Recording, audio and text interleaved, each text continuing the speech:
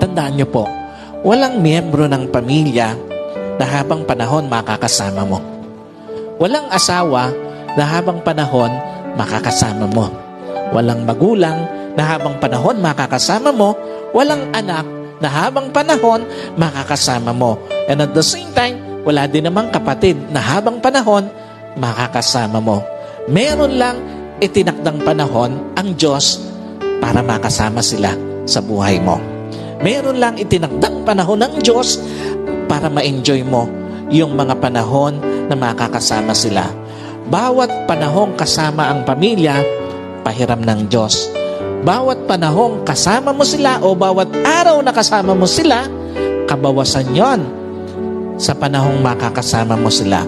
At bawat sandali na lilipas, palapit ng palapit yon sa pagtatapos ng pahiram na panahon sa iyo ng Diyos. Kaya hindi dapat sinasayang panahon para sa pamilya, lalo na sa pagtataniman ng sama ng loob, lalo na sa pagkakait ng pagpapatawad, at lalong-lalo na sa paggagawa ng yaman.